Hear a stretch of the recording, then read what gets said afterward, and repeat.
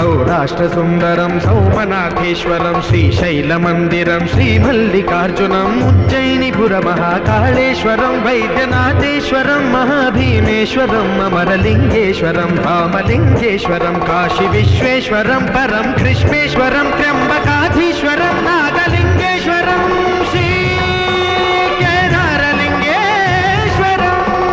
लिङ्गात्मकं ज्योतिर्लिङ्गं